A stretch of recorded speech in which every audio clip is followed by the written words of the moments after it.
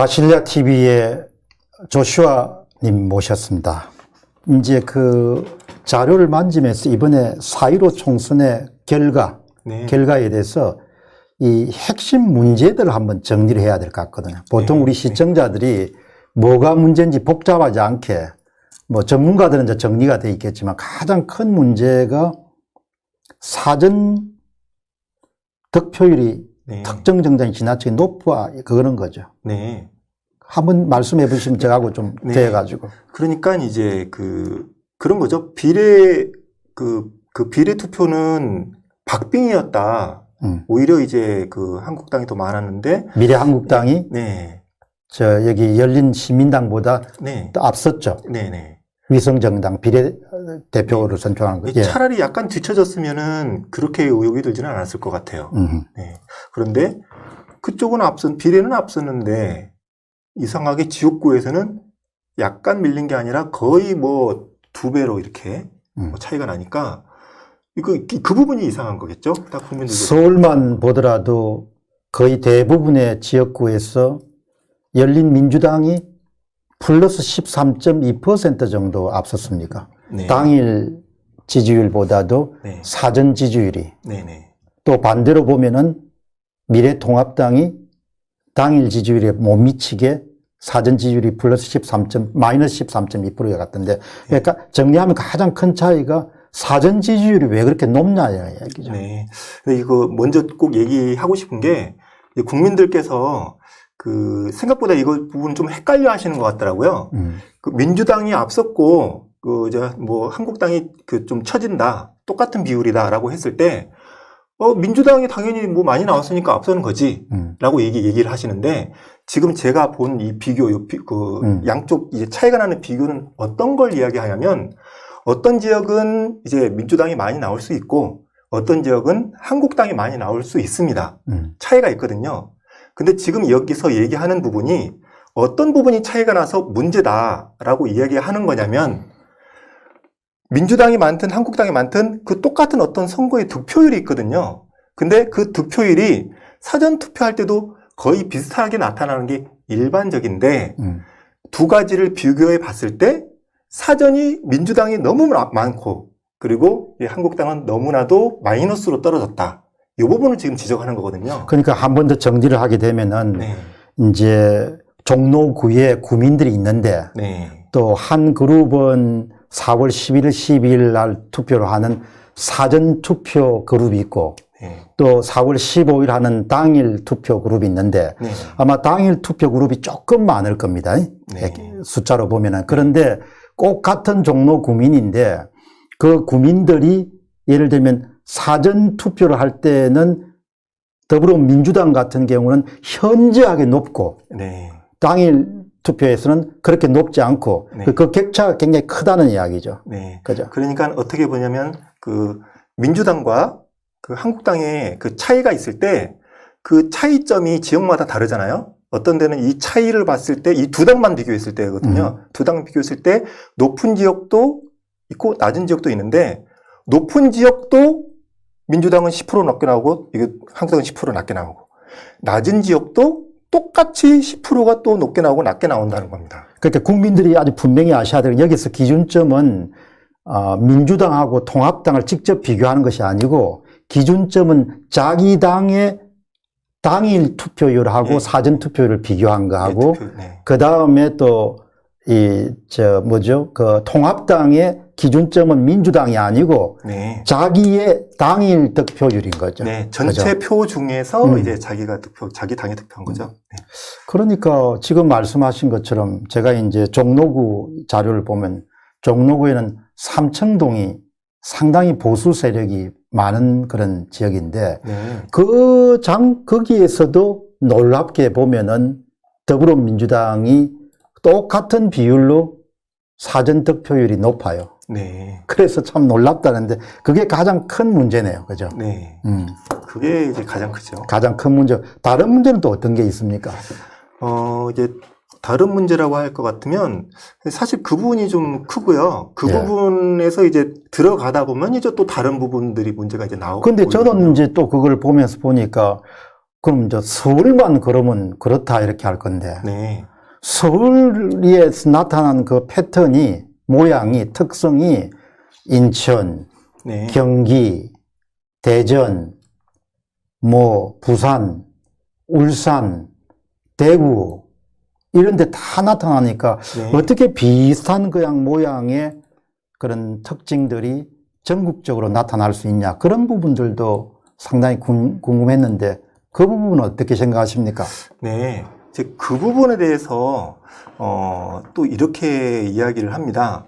또 이제 우익 진영의 그 통합당을 지지하는 그런 이제 사람들한테 뭐 사전 투표 같은 부분이 문제가 있기 때문에 조심해야 된다. 하지 말고 당일에 주로 하자라는 어떤 그런 이제 그런 어떤 홍보를 했다. 이제 이런 어떤 의혹들을 얘기를 많이 하거든요. 근데 그런 부분에서 본인들이 이제 정확하게 팩트 체크를 하지 않고 이렇게 얘기를 하시는데 제가 확인을 해본 바로는 오히려 저 사전 투표에서 보수 쪽 나이 드신 분들이 많았는데. 네네 맞습니다. 맞습니다. 나이 드신 분들이. 이따가 이제 결과로 예. 정확하게 보여드리겠습니다. 예. 훨씬 많았습니다. 예. 그러니까 그리고 또 저는 또 이제 궁금한 거가 뭔가 하니까 통계가 갖고 있는 기본적인 특성이라는 것이 들쭉날쭉이잖아요. 네.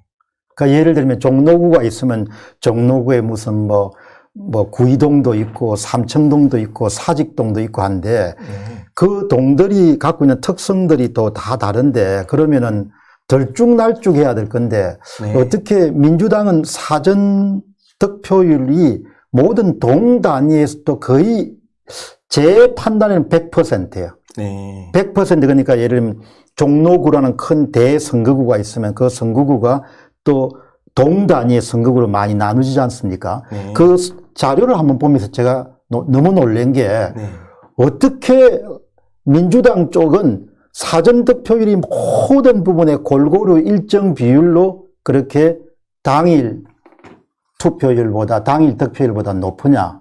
나는 그때 딱 이게 통계적으로 문제가 있구나.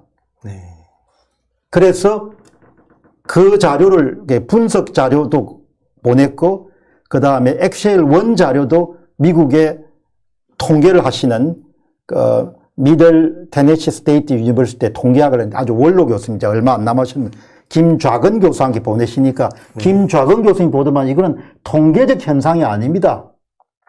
통계는 들쭉날쭉해야 되는데 어떻게 이게 다 똑같이 플러스 쪽에는 다 그 푸른색에 무슨 당입니까?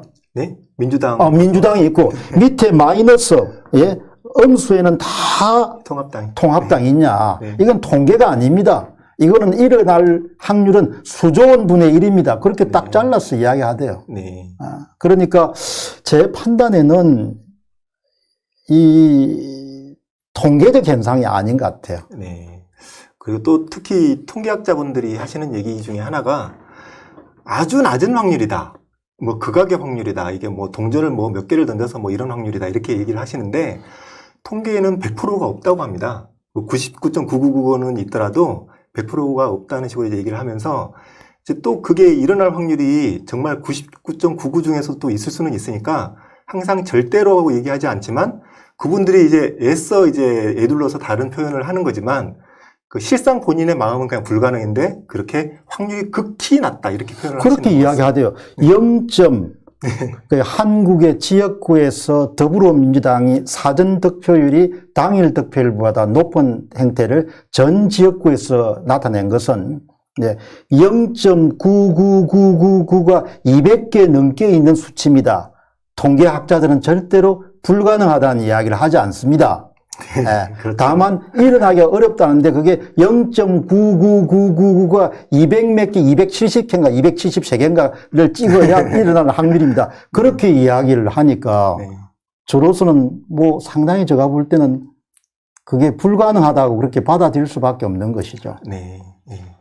근데 통계적으로 참 희한하죠. 어떻게 통계적으로 그렇게 똑같은 그런 형태의 그런 현상이 나타나는지. 그래서 저는 처음에 어떤 평균값 같은 모수가 주어지고 그 다음에 그거를 중심으로 해가지고 분포도가 형성된 형태의 데이터구나. 네. 그렇게 의심을 했는데 명지대학교의 물리학과에 계시는 영아 교수님이 가시는 박영아 교수님 많으실 겁니다. 그분이 오늘 아침에 페이스북에 들어가 보니까 그런 유의 이야기를 하셨고 그분도 일어나기가 굉장히 힘든 일이다 이렇게 말씀을 하셨더군요. 네. 그 다음 또 이제 보시면 좀 특이점 같은 건 없었습니까? 글쎄 이 부분에서 좀 감으로 그 특이점이라고도 볼 수 있겠는데요. 이게 이제 조금 이제 다른 지역들을 살펴봤을 때, 예. 그 전남 지역에서는 전남 전북 그리고 또 광주 지역에서는 그 일정하게 보이는 그 똑같이 10% 10% 가량 차이를 보이는 그 현상이 안 보이거든요. 전남, 전북, 광주. 네. 이 지역에서는 네. 일정 퍼센테이지가 항상 이 민주당이 당일 득표율에 비해서 사전 득표율이 높은 것이 일정한 크기를 자랑하지 않았다는 이야기죠. 네. 그것도 이상하게 생각하셨죠. 네.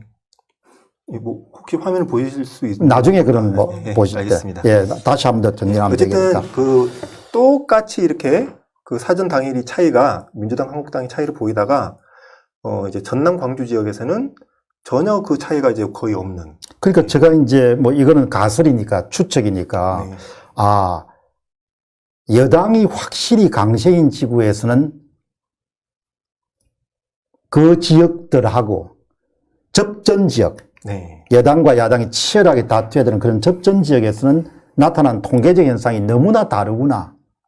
근데 그 사실상 대부분의 지역입니다. 대부분이죠. 네, 네. 접전 지역과 이제 그 전남 광주 지역이 아니고 전남 광주 지역과 전국의 거의 대부분의 지역이 그런 특이한 그 차이점을 보이고 있습니다. 그러니까 사람들은 뭐 음모론이다 이렇게 이야기하는데 그 음모론을 주로 주장하시는 분들은 데이터를 이렇게 다루보진 경험이 젊은 날부터 별로 없었던 분들이 그런 이야기를 막 하시는 것 같아요. 네. 그러니까 다른 사람이 만드는 뭐 연구소 자료나 이런 걸 가지고 말이나 글을 가지고 평생 사신 분은 그런 이야기를 하는데 저는 이제 주로 데이터를 가지고 학위를 받아 놓으니까 물론 한 20, 30년 전 이야기입니다만은 그래도 이번에 딱 자료를 보는데 그 감각이 살아나더구먼요.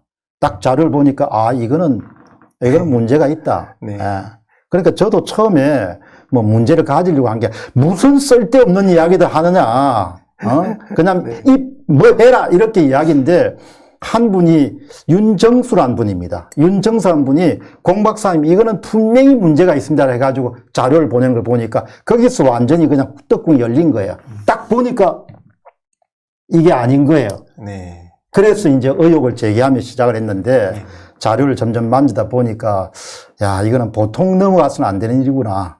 그러니까 지금 가장 여러분 한번 정리하고 넘어가면은 이번 4.15 총선의 가장 큰 문제는 너무나 특별한 통계적 패턴을 발견할 수 있는데 그 통계적 패턴이라는 것이 민주당, 여당의 경우에는 당일 득표율에 비해서 사전 득표율이 일정 비율로 다 높고 그것이 전국적 현상이고 그 다음에 여당이 확실하게 승리가 보장된 전남, 전북, 광주 지역은 그런 현상을 전혀 찾아낼 수 없고 그러니까 호기심을 갖고 통계적 훈련이 돼 있는 사람들은 이거를 확실하게 이제 이게 문제가 있다고 이렇게 생각이 드는 거죠. 그러나 말이나 글로 가지고 평생 산 사람들은 그냥 무슨 쓸데없는 이야기 하냐 이렇게 음모론과 막 치부하는 겁니다. 그거는 음모론과 관계없는 거죠. 진실을 찾는 것이고 사실을 찾아가는 거니까 이렇게 이 공병호 TV를 계속 여러분 보시면은 차근차근하게 여러분에게 말씀드리고 편견은 우리는 전혀 없습니다. 제 자신이 살아가면서 편견이 없는 사람이니까 항상 바꿀 수 있다. 그러니까 진실 앞에서 진리는 나의 벗이니까 우리가 진리를 찾아가는 여행을 지금부터 계속 해 나가도록 그렇게 하겠습니다. 계속 봐주시기 바랍니다.